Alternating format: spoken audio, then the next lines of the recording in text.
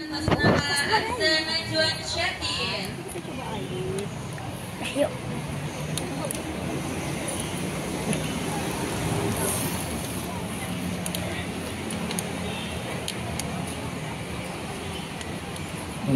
Azza Najwa Syakir, bacakan surat Al-Alaq.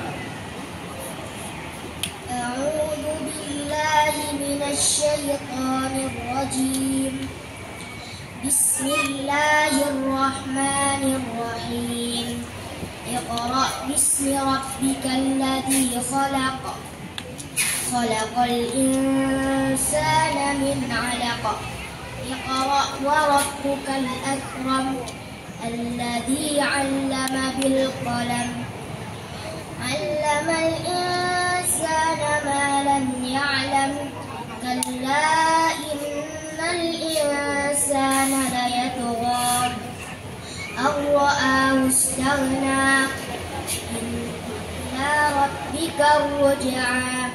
Ara'aita alladhi yanha 'abdan idha shalla. Ara'aita in kana 'alal huda aw amara bittaqwa. Ara'aita in kadzdzaba wa tawalla. Alam ya'lam bi anna Allaha yara. Kalla la in lam yantahi lanasfa'an bin nasiyah. Nasiyatin kadibatin khati'ah. Falyad'u nadiyah. Sanad'u az-zabr. Kalla la tuti'hu wasjud waqtarib.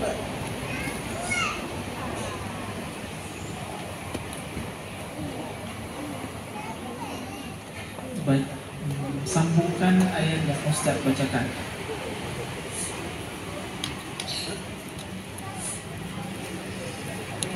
Innal ladzina ajramu kanu minal ladzina amanu yadhakun.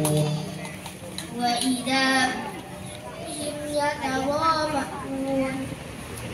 Wa idza qalabu fakin. Wa idza ra'awhum qalu haula ladallun. Wa ma ursilu 'alaihim hafidhin. فاليوم الذين آمنوا من الكفار يضحكون على الأرائك ينظرون تعرف في وجوههم نضرة النعيم يسقون من رحيق مختوم ختامه مسك.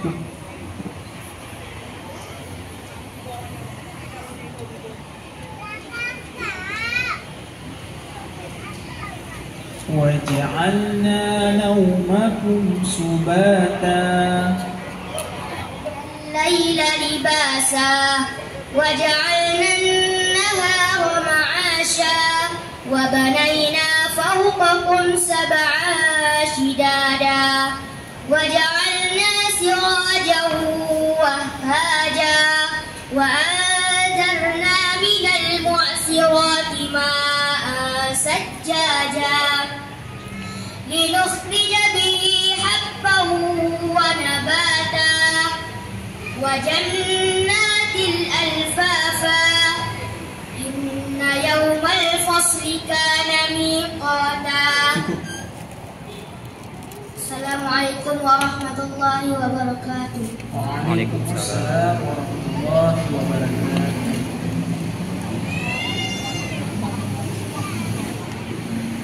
Peserta selanjutnya kami panggilkan atas nama Muhammad Yaul Wafir.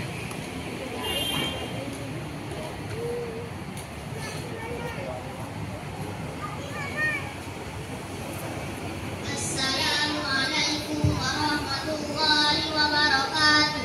Waalaikumsalam warahmatullahi wabarakatuh. Muhammad Yaul Wafir, bacakan surat Al-Zalzalah.